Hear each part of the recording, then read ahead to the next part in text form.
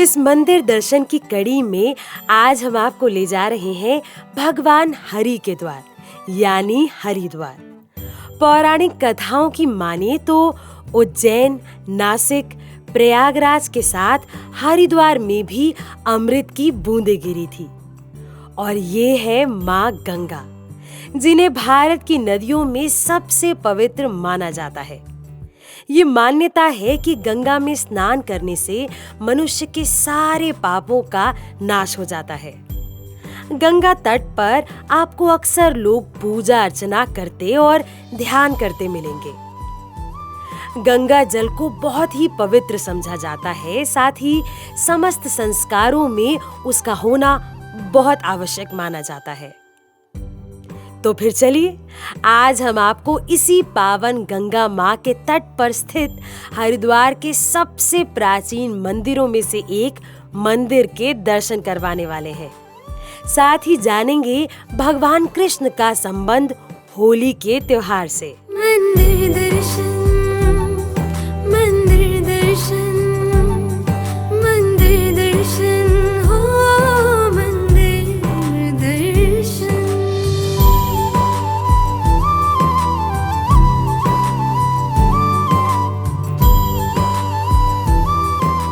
नमस्कार, आप सभी का स्वागत है मंदिर दर्शन की दूसरी कड़ी में।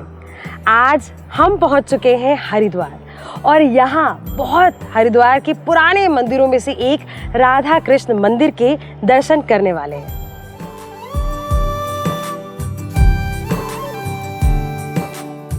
श्रद्धा भाव पुष्प हम लेकर आए हैं। और आज हमारी मंदिर दर्शन की थाली पहुंच चुकी है हरिद्वार के इस बहुत ही प्राचीन मंदिर में।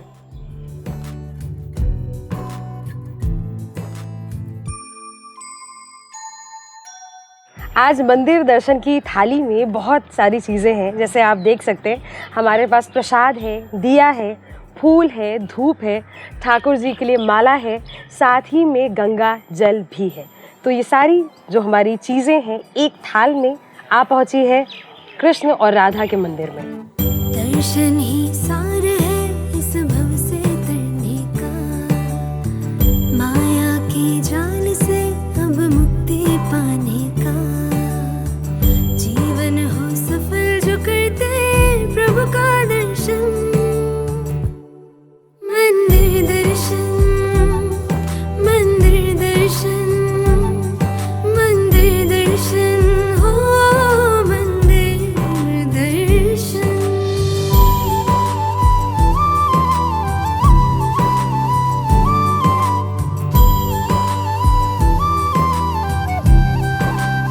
यहाँ भगवान कृष्ण का विधिवत तरीके से सुबह 5:30 बजे स्नान, दातुन और दिन और रात में शयन भी कराया जाता है। और एक और ख़ास बात, जो यहाँ राधा और कृष्ण के वस्त्र हैं वो भी वृंदावन से मंगवाए जाते हैं। ये है हरिद्वार का राधा कृष्ण का मंदिर। ये हरिद्वार के सबसे प्राचीन मंदिरों में से एक है। इसकी बड़ी इंटरेस्टिंग सी कहानी भी है। ये 300 साल पुरानी बात है। अधर्म कौर नाम की एक महिला थी, उनके बेटे के साथ कुछ हादसा हो गया और उन्होंने सोचा कि वो भारत भ्रमण पर निकल गई और भारत भ्रमण करके वो मथुरा पहुंची और मथुरा पहुंचकर उनको कृष्ण की बड़ी भक्ति हुई और उन्होंने वहाँ पर पुजारियों से कहा कि उन्हें कृष्ण का मंदिर बनाना है। अब बात हुई कृष्ण के मंदिर की और वो भी मथुरा में बनने की। तो वहाँ पर सभी पंडितों ने, पुजारियों ने उन्हें कहा कि मथुरा में तो बहुत मंदिर है, क्यों ना आप मंदिर अपने घर में, अपने हरिद्वार में बनाओ। तो बस ऐसे बना ये राधा कृष्ण का मंदिर जो कि 300 साल पुराना है। यहाँ राधे कृष्ण मंदिर की एक और ख़ास बात मैंने देखी, यहाँ पर लोग परिक्रमा लेते हैं और ऐसा मानते हैं कि श्री कृष्ण और राधा की 4 बार मंदिर की जो परिक्रमा करने से हमारे जीवन में सुख शांति आती है, जो बहुत अच्छी बात मुझे लगी और मैंने भी परिक्रमा की। मंदिर दर्शन, मंदिर दर्शन, मंदिर दर्शन, हो मंदिर दर्शन।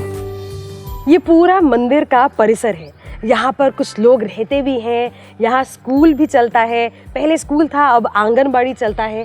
ये परिसर भी बहुत बढ़िया है और सबसे अच्छी बात, ये जो परिसर है यहाँ बहुत सुकून है। आप बैठ सकते हो यहाँ पर, ध्यान कर सकते हो, मेडिटेशन कर सकते हो। बहुत अच्छी एनर्जी है यहाँ की।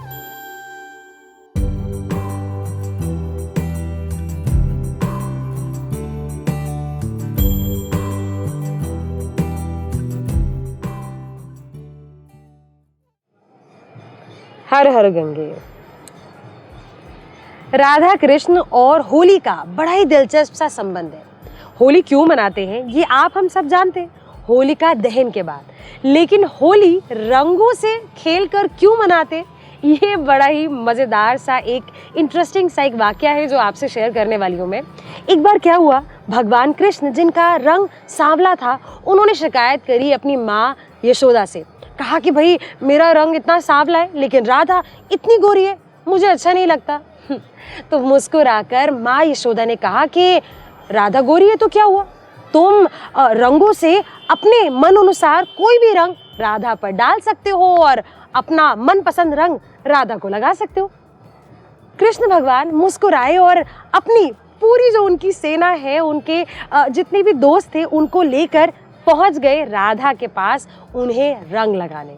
और ऐसे पहली बार किसी ने होली रंगों से खेली और इसके बाद तो भाई पूरा प्रचलन बन गया रंगों से होली खेलने का।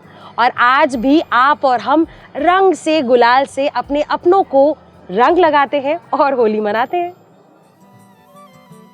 राधा कृष्ण के अटूट प्रेम के बारे में तो हम सभी जानते हैं, लेकिन कृष्ण का गोपियों और अपने भक्तों के साथ प्रेम भी बड़ा मनमोहक है। वही प्रेम हमें यहाँ राधा कृष्ण मंदिर में नजर आया।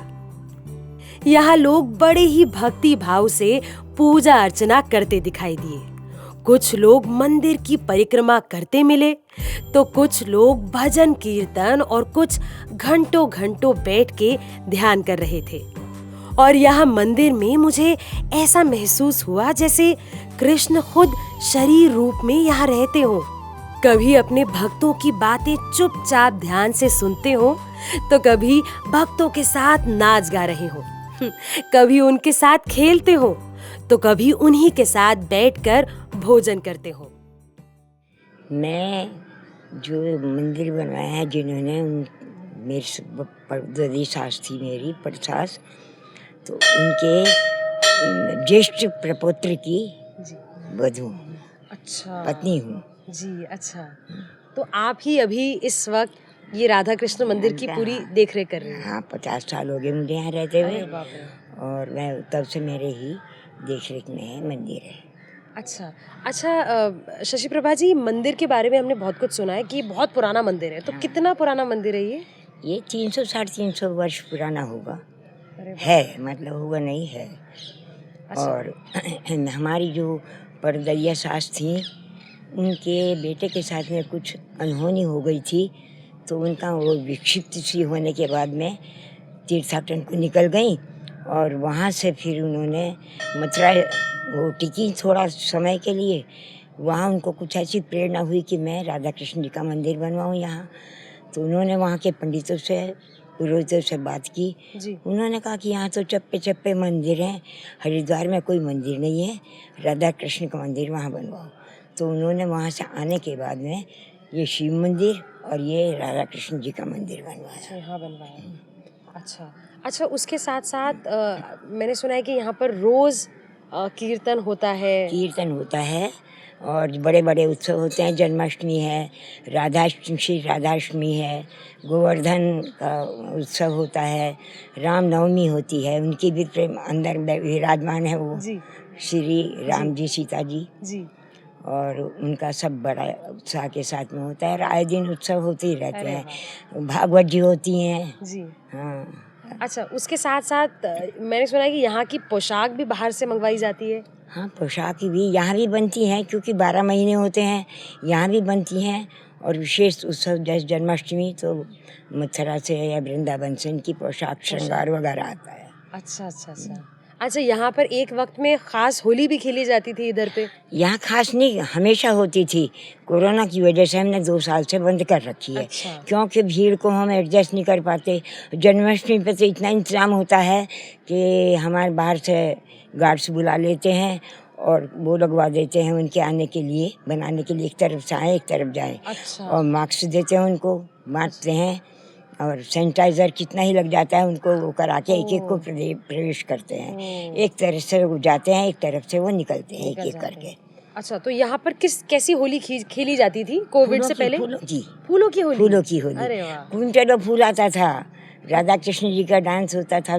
बच्चे, स्कूलों के बच्चे जो डांस स्कूलों के थे वो आते थे और वो उनके डांस करते थे। उनके ऊपर फूलों की होली, सारे समाज के ऊपर होली, जितनी जनता बैठी रहती थी। अरे वाह! ढेर लग जाते थे, खूब आनंद आता था। अरे वाह! अच्छा, जब राधा कृष्ण की बात होती है तो राधा कृष्ण का होली से क्या क्या कनेक्शन है, क्या सरोकार है?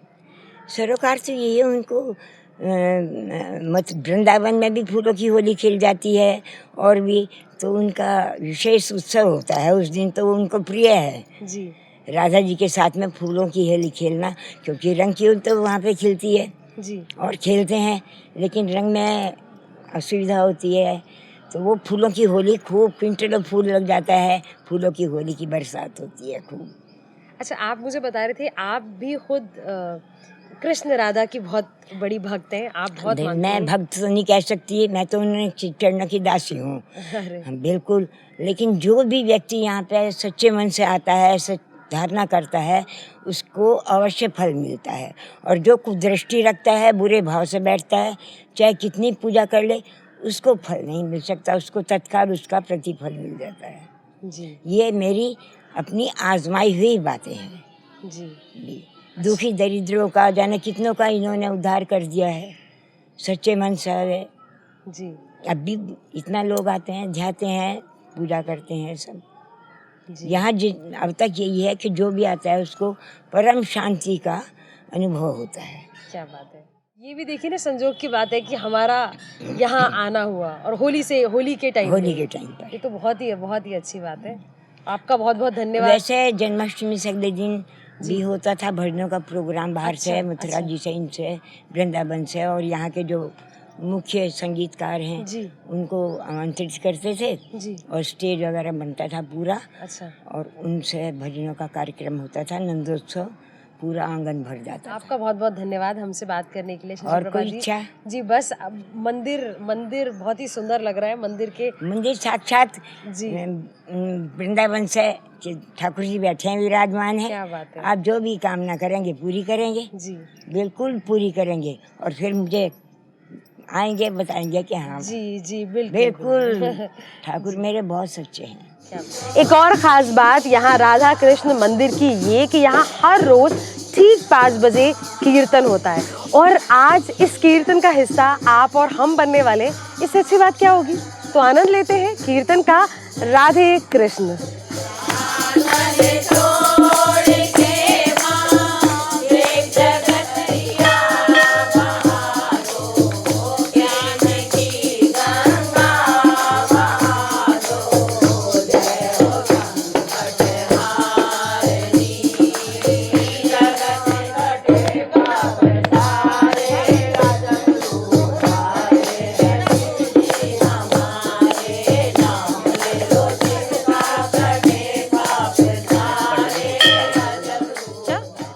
ये राधा कृष्ण का मंदिर हरिद्वार के राजघाट में स्थित है, दक्ष मंदिर के बिल्कुल पास। और सबसे खास बात यहाँ राधा कृष्ण मंदिर की, यहाँ जो भगवान कृष्ण की मूर्त है, वो मूर्त आपको पूरे विश्व भर में या तो द्वारकाधीश में मिलेगी, और दूसरी मूर्त यहाँ हरिद्वार के राधा कृष्ण मंदिर में। ये लंढौरी की जो रानी साहिबा थी, उन्होंने अपने पति की याद में, उनकी मृत्यु के बाद उनकी याद में श्याम सुंदर मंदिर का इसका निर्माण कराया था। अच्छा। तो इसका निर्माण कराते समय उन्होंने जो है इसके लिए अपने पूरे खजाने को खोल दिया, कहने लगे इसमें कितना भी पैसा है, लेकिन यह मंदिर अद्वितीय बन के तैयार होना चाहिए। शिल्पियों ने बड़ी मेहनत से इसको जो है एक लंबे समय में बना के तैयार किया। जब तैयार करने के बाद मूर्ति की प्राण प्रतिष्ठा का समय आया, तो रानी साहिबा ने कहा कि मंदिर में जो प्राण प्रतिष्ठा है वो ऐसी होनी चाहिए कि वास्तव में भगवान मुझे ये बता दे कि हाँ वो प्रतिष्ठित हो गए। तो जिस समय साउथ से पंडितों को बुलाया गया, उन्होंने मंदिर में मूर्ति की प्राण प्रतिष्ठा की। तो प्राण प्रतिष्ठा करने के बाद बड़े डरते डरते उन्होंने, थोड़ा संकोच तो होता ही है, तो डरते डरते उन्होंने जो है रानी साहिबा से कहा कि रानी साहिबा प्राण प्रतिष्ठा हो गई। तो कहने लगी क्या मैं अंदर जा सकती हूँ? कहने लगे हाँ आप अंदर जा सकती हैं। तो बाहर वो डर ही रहे थे।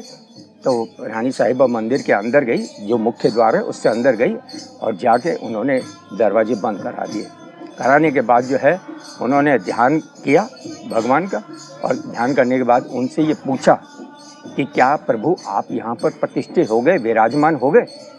तो रानी साहिबा के खुद ये शब्द थे कि मुझे बिल्कुल स्पष्ट ये आवाज़ सुनाई दी कि हाँ मैं यहाँ पर प्रतिष्ठित हो गया हूँ। तो तब से इसका बड़ा महत्व है। उस समय के जो यहाँ पर पुजारी थे, उन पुजारी जी ने जो है वो क्या करते थे, वो इनके तन मन धन से सेवा करते थे। ये मैं आपको एक दूसरी घटना बता रहा हूँ जो इसी मंदिर से संबंधित है। तो उनके 4 बेटे थे।